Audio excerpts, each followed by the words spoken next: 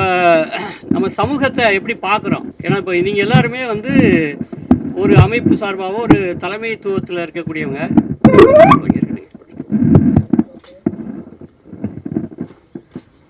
ஒரு செயல்பாடை நம்ம பார்க்குறதுக்கும் சாதாரண மக்கள் பார்க்குறதுக்கும் வேறுபாடு இருக்குது. அது எப்படி பார்த்துக்கிறது, எப்படி புரிஞ்சுக்கிறது அப்படிங்கிறதுக்கான ஒரு சின்ன ஒரு செயல்பாடு இது வந்து நான் உங்களுக்கு கொஞ்சம் சொல்ல முயற்சி பண்ணுறேன். இப்படி நாங்கள் அதை பிரிப்போம்.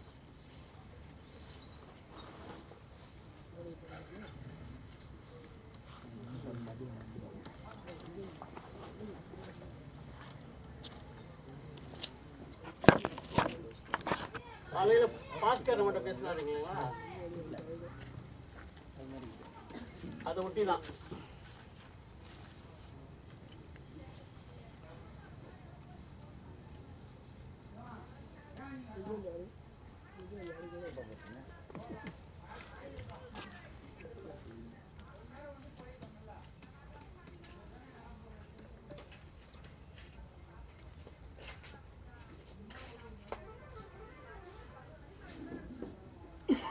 ஆங்கிலம் சொல்கிறோம்னா என்விரான்மெண்ட் சொல்லுவான், இது ஈக்காலஜின்னு சொல்லுவான், இது பாலிடிக்ஸ் சொல்லுவான், இது வந்து சொசைட்டி அல்லது சோசியாலஜின்னு சொல்லுவான், இது பொருளாதாரம் அல்லது பொருளியல் எக்கனாமிக்ஸ் சொல்லுவான், இதை கல்ச்சர்னு சொல்லுவோம், பண்பாடுன்னு சொல்லுவோம். இப்படி வந்து ஒரு சமூகத்தை இப்படி நம்ம பகுத்து பிரித்து பார்க்கலாம். இது எல்லாத்துக்கும் ஒரு தொடர்பு இருக்குது. அவங்க சொன்னாங்க பாருங்க, ஒரு சங்கிலி மாதிரி சொன்னாங்க இல்லையா தம்பி ஒருத்தர், அது மாதிரி ஒன்றோட ஒன்று தொடர்புடையது. இப்போ இதை தனியாக நீங்கள் எதுவுமே பார்க்க முடியாது. இப்போ பொதுவாக என்ன பார்ப்பாங்க அப்படின்னா, எல்லாத்தையும் தீர்மானிக்கிறது பொருளாதாரம் தான் அடிக்கட்டுமானம் அப்படின்னு ஒரு தியரி இருக்குது. எல்லாத்தையும் அடிப்படையில் இருக்கும். அப்போ இதை வந்து என்ன பண்ணுறோம் அப்படின்னா, நம்ம கொஞ்சம் மாற்றி வேற ஒரு கோணத்தில் போட்டிருக்கோம், வேற ஒரு ஃபார்முலாவில் போட்டிருக்கோம். இப்போ போகும்போது பார்த்தீங்கன்னா சுற்றுச்சூழல் சூழல் அப்படிங்கிறது அதுக்கும் இந்த திணைன்னு சொல்லக்கூடிய ஈக்காலஜிக்கும் ஒரு சின்ன வேறுபாடு இருக்குது. என்ன வேறுபாடு அப்படின்னா, நம்மளை சுற்றி இருக்கிறதெல்லாம் சூழல் சொல்லுவோம், என்விரான்மெண்ட் சொல்லுவோம். என்னங்க இல்லை கேட்குது, நான் பேசுறது தான் கேட்குது கணேஸ்வரிங்க. இப்போ நம்மளை சுற்றி இருக்கிறதெல்லாம் சூழல் சொல்லுவோம், என்விரான்மெண்ட் சொல்லுவோம். சுற்றி இருக்கக்கூடிய மரம், செடி, கொடி, கல், மண் எல்லாம், ஆறு எல்லாம். ஆனால் ஒரு உயிரினத்திற்கும் அந்த சூழலுக்கும் இருக்கக்கூடிய உறவு இருக்குல்ல, ரிலேஷன்ஷிப்னு சொல்லுவோம் இல்லையா, அந்த உறவு தான் வந்து நம்ம ஈக்காலஜி, அதை பற்றியான படிப்பு தான் ஈக்காலஜி அப்படின்னு சொல்கிறாங்க அறிஞர்கள். ஸோ அதுக்கு இதுவும் கொஞ்சம் வேறுபட்டது. அதுக்கப்புறம் அரசியல்னு எடுத்துக்கிட்டிங்கன்னா அதிகாரத்தை மையப்பட்டது. அதிகாரம் அப்படிங்கிற அரசியலோட சம்மந்தப்பட்டது என்னென்னா அதிகாரம். எளிமையாக உங்களுக்காக சொல்கிறேன். நான் ஒரு சிலருக்கு புரிஞ்சிருக்கலாம், தெரிஞ்சிருக்கலாம், தெரியாத ஒரு சிலருக்காக நான் சொல்கிறேன். தெரிஞ்சவங்க இன்னும் கூடுதலாக நீங்கள் தகவல் கொடுக்கலாம். அப்போ அரசியல் அப்படிங்கிறது பெரும்பாலும் அதிகாரத்தை, யார் இதை கையில் வச்சுக்கிறது, யார் பவரை வந்து செலுத்துறது, யார் வந்து ஆட்சி பண்ணுவது அப்படின்றத பற்றியான சமாச்சாரங்கள் அடங்கியது அரசியல். அதே போல் சமூகம்னு எடுத்துக்கிட்டிங்கன்னா ஜாதி இருக்குது, அங்கே பாலினம் இருக்குது, ஆண் பெண் அப்படிங்கிற வேறுபாடு இருக்குது. இதெல்லாம் சேர்த்து உள்ளடக்கியது தான் நம்ம சமூகம்னு சொல்கிறோம். அதுக்கப்புறம் பொருளாதாரம் அப்படிங்கிறது உற்பத்தி சம்மந்தப்பட்டது. பொருளை உற்பத்தி பண்ணுறவங்க அதை எப்படி பிரிச்சுக்கிறாங்க, சந்தை, இதெல்லாம் சேர்ந்தது பொருளாதாரம் சம்மந்தப்பட்டது. அடுத்தது பார்த்திங்கன்னா பண்பாடு. அவர் காலையில் பாஸ்கர் சொன்னாங்க இல்லையா, சடங்குகள், நம்பிக்கைகள், அப்புறம் மதம், இதெல்லாம் சேர்ந்ததெல்லாம் வந்து பண்பாட்டு கூறுகளுக்குள்ளே வரும். இப்படி தான் வந்து சமூகத்தை நம்ம வந்து பிரிக்கிறோம். ஆனால் இது எல்லா இடத்துலையும் ஒன்று வேலை செய்யுது. இப்போ வெறுமே பொருளாதாரம் மட்டுமே தீர்மானிக்குது அப்படின்னா பல இடங்கள் அப்படி இல்லை. வேறு இப்போ எடுத்துக்கிட்டால் ஜல்லிக்கட்டு போராட்டம் வச்சுக்கோமே, ஜல்லிக்கட்டு போராட்டம் ஒரு பொருளாதார போராட்டமாக? அது பொருளாதாரத்துக்காக நம்ம போராடணும், அது பண்பாட்டு போராட்டம். ஆனால் அது பெரிய அளவுக்கு தீர்மானகரமான சக்தியாக இருந்துச்சு இல்லையா? அது மாதிரி நிறையா எடுத்துக்காட்டுகள் நம்ம சொல்லலாம். நான் நேரம் கருத்து வேகமாக சொல்கிறேன். அப்போ இந்த மாதிரி ஒன்றோட ஒன்று இணைந்தது தான். அப்போ நம்ம எதை எப்போ எடுக்கணுங்கிறது நமக்கு தான் தெரியணும். இப்போ சில நேரங்களில் இது ஒர்க் அவுட் ஆகும், சில நேரத்தில் பொருளாதாரம் கூட ஒர்க் அவுட் ஆகும், சில நேரத்தில் அரசியல் ஒர்க் அவுட் ஆகும். ஒரு அமைப்பு வந்து இப்போ நாராயணசாமி நாயுடு காலையில் சொன்னாங்க பாருங்கள், அவருடைய காலகட்டத்தில் அது பெரிய போராட்டமாகி அது வந்து அதாச்சு. அதே போல் நம்மாழ்வார் ஐயா எடுக்கும்போது எதை எடுத்தாங்க, நம்முடைய தொழில்நுட்பம், அறிவு பரப்புதல், அந்த மாதிரியான விஷயங்களை இந்த பொருளாதாரம், பண்பாடு, அந்த அடிப்படையில் அவங்க கொண்டு போனாங்க. இப்படி ஒருத்தரும் ஒரு வகையான காலகட்டத்தில் நம்ம வந்து வேலை செஞ்சுக்கிட்டே இருக்கோம். அப்போ அது எது தீர்மானிக்குது அப்படின்னா அந்த சூழல் தான் தீர்மானிக்குது. அன்றைக்கி அங்கே இருக்கக்கூடிய அந்த சிச்சுவேஷன் இருக்கு இல்லையா, அதுதான் வந்து எதை கையில் எடுத்து நம்ம வேலை செய்ய போகிறோம், அது எது வெற்றி பெற முடியும் அப்படிங்கிறத தீர்மானிக்கிறது ஒன்று. அப்போ இதை நம்ம ஏற்கனவே சொன்ன பாருங்க, அறம், பொருள், இன்பம் 3 சொன்ன பாருங்க, அந்த அடிப்படையில் இதை நம்ம போடணும்.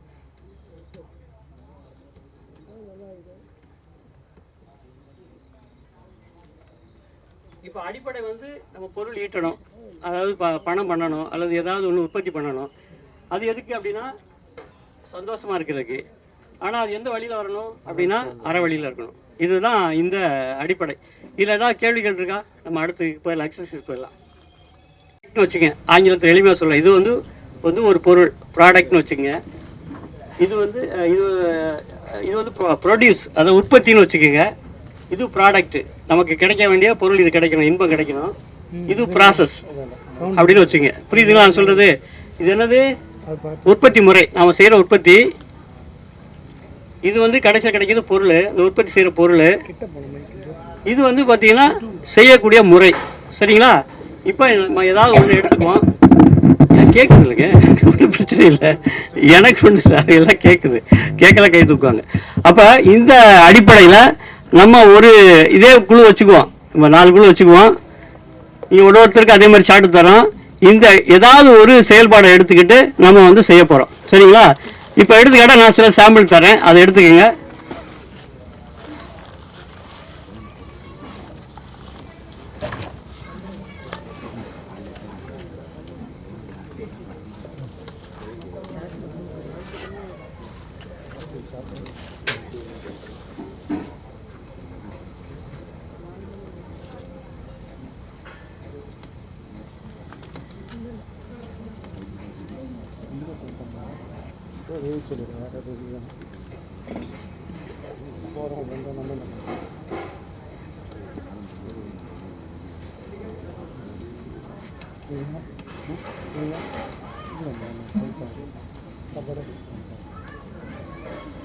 இப்போ 4 செயல்பாடு கொடுத்துருக்கோம். இந்த 4 செயல்பாட்டையும் இதுக்குள்ளே நீங்கள் போடணும். சார்ட் எடுத்துக்கோங்க, வரைஞ்சிக்கோங்க, இதுக்குள்ளே போடணும். இதை நான் மேலே எழுதிக்கிறேன்.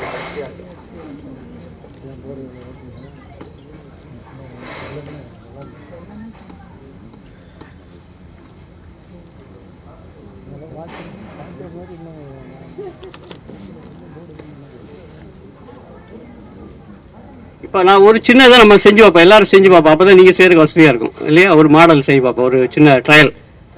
இப்போ வந்து இதை விட்டுருவோம். தோட்டம் போடுறதுன்னு வச்சுக்கோமே. தோட்டம், ஒரு வீட்டு தோட்டம்.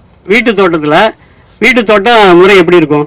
இதில் சூழல் சார்ந்து, உற்பத்தி சார்ந்து என்னவா இருக்கும் வீட்டு தோட்டம்ங்கிறது? காய்கறி செடி தான். இல்லை, அந்த உற்பத்தி எப்படி இருக்கும்? அந்த பொருளாக்க முறை எப்படி இருக்கும்? அது வார்த்தைகளை சொல்லணும். சரி, பயன்படுத்திக்கலாம். அது எப்படி சொல்றது? அதுக்கு தான் நம்ம செய்ய போறோம். இப்போ வந்து பொருளாதார செயல்பாடுன்னு வச்சுக்கோங்க. பொருளாதார செயல்பாட்டில் உணவு உற்பத்தியில் என்ன, அதில் என்ன அறம் இருக்கும், அதில் என்ன நமக்கு மகிழ்ச்சி கிடைக்கும். இப்போ எடுத்துக்காட்டால் பொருளாதார நடவடிக்கைன்னு வச்சுக்கிறோமே. ஒரு பொருளை உற்பத்தி பண்ணுறோம், பொருளியால் என்ன கிடைக்கும்? லாபம் கிடைக்கும் இல்லையா? விளைவு என்னவா இருக்குது? லாபம் கிடைக்குது. பொருளாதார லாபம் கிடைக்குது, அப்படி போட்டுக்கலாம். அப்போ இங்கே லாபம்னு போட்டுக்கலாம். சரி, சூழல் என்ன கிடைக்குது? சூழல் சார்ந்து ஒரு அந்த இது நம்ம தோட்டம் பண்ணும்போது என்ன கிடைக்குது? மாசுபாடு இல்லாத. சொல்லுங்களேன். அப்ப கார்பன் ஃபுட் பிரிண்ட் வச்சுக்கலாமா? அல்லது என்ன சொல்றது, கரிமச்சூடு குறைவான மாசு அப்படி வச்சுக்கலாமா? மாசு கட்டுப்படுதல் அல்லது குறைவான மாசு. சரி, அரசியல் என்ன வருது? காலையில் பாஸ்கர் பேசினார்ல, எல்லாம் கேட்டுட்டே இருந்திருப்பீங்க. என்ன கிடைக்குது? ஒரு தன்னாட்சி கிடைக்குதா? நாம செய்யற தன்னாட்சி கிடைக்குதா? எம்பவர்டுன்னு வச்சுக்கலாம். ஆங்கிலம் சொல்ல எம்பவர்மெண்ட். சமூகத்துல பிணைப்பு சொல்லுங்க. சமூகம் சார்ந்து என்ன ஒரு சமத்துவம் இருக்குமா?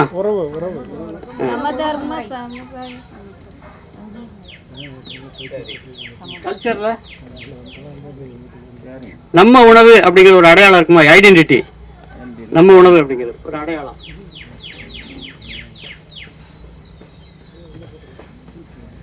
சரி, இதுல சொல்லுங்க. அறம் சார்ந்து சொல்லும் பொழுது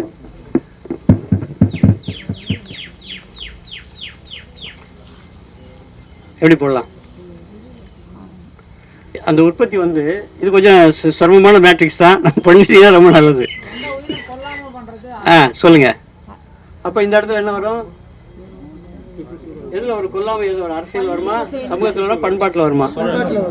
பண்பாட்டில் அரசியல் வந்துடும். அரசியல் வந்து டீசென்ட்ரலைசேஷன் வரும் இல்லையா, பரவல் மயம். வேற அடுத்தது தலைப்பு சூழல்ல என்ன அறம் இருக்குதுல? உணவு சங்கிலி. அப்ப பல்லுயிர் ஓம்புதல் அப்படி வச்சுக்கலாம்.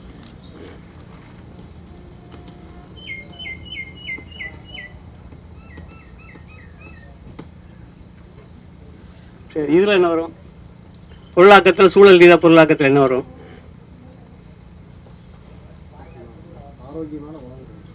என்ன உற்பத்தியில பண்றோம்? அது ஆரோக்கியமான உணவா? உணவு அப்படி உணவு, அது சூழல் சார்ந்து சொல்லுங்களேன். அது அது அது செய்யும் பொழுது அது என்ன மாதிரி ஒரு வேலையா இருக்கும்? அதிகம் விலையுடைய பொருட்களை தயார்படுறது, செலவு குறைவான நுட்பம், ஒரு பசுமை தொழில் அப்படி வச்சுக்கலாமா? ஒரு ஒரு நம்மளுடைய ஒரு பசுமை, அதாவது ஒரு கிரீன் எக்கானமி உருவாகுது இல்லையா, அப்படி போடலாமா? பசுமை பொருளாதாரம், அதை நோக்கிய பயணம் இல்லையா?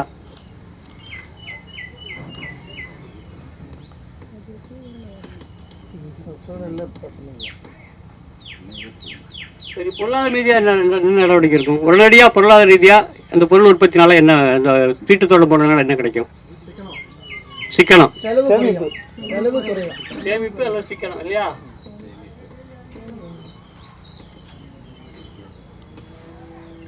பொருளாதார ரீதியா அரசியலுக்கு என்ன வரும்?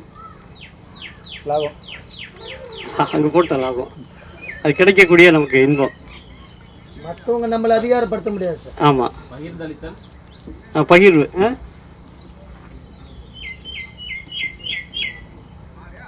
உற்பத்தியில் எல்லாரும் பங்கெடுக்கிறாங்களா? பார்ட்டிசிபேஷன் வருது, எல்லா சமூகம். அப்ப பங்கேற்பு.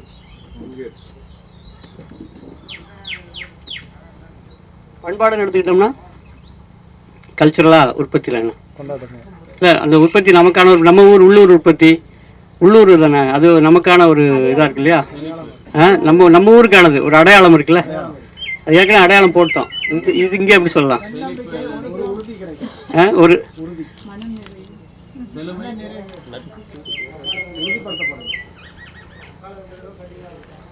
என்ன சொல்றது, ஒரு நமக்கான ஒரு ஒரு பெருமிதம்னு வச்சுக்கலாமா? மாறாத பண்பாடு,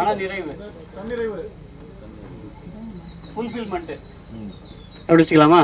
சரி, பரவாயில்ல. இப்போ எல்லாரும் சேர்ந்து பண்ணிட்டோம்.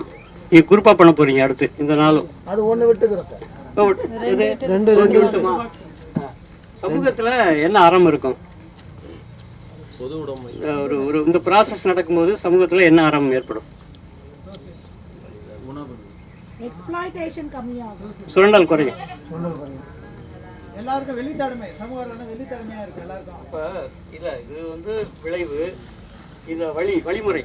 எல்லாருக்கும் எல்லாருக்கும் எந்த சேர்த்துறாங்க சமூகம். ஆமா, பங்கேற்பு போட்டோம். இதுல கொஞ்சம் யோசனை பண்ணுங்க. பங்கேற்பு, டிரான்ஸ்பரன்சி,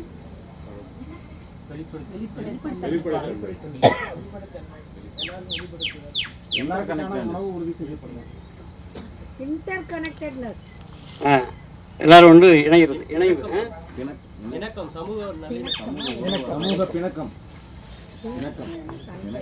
எல்லாரும் சேர்ந்து செய்யறது, ஒரு ஒரு ஒருத்தர் சேர்ந்து பண்ணக்கூடியது. ஸோ இன்னொன்று விட்டுருக்குமோ? பொருளாதாரம் என்ன அறம் சார்ந்த பொருளாதாரம்? அது சொல்ல பண்ட மாற்றுன்னு சொன்னார் இல்லையா, அந்த மாதிரியான ஒரு பண்ட மாற்று.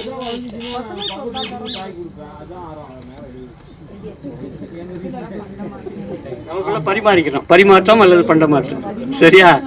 சரி, அப்ப எல்லாம் போட்டோமா? சரி, திரும்ப நம்ம செய்து பார்ப்போமா? இதை பயமா இருக்கா? ஒன்றும் இல்லை, நம்ம செஞ்சு சும்மா பார்ப்போம், என்னதான் நடக்குன்னு பார்ப்போம். இது ஒரு எக்ஸசைஸ் தானே, செய்வோம். இதை முடிச்சுட்டு நம்ம நிறைவு பண்ணிக்கலாம். நம்ம இதுக்கே உங்களுக்கு நேரம் எடுத்துருன்னு நினைக்கிறேன்.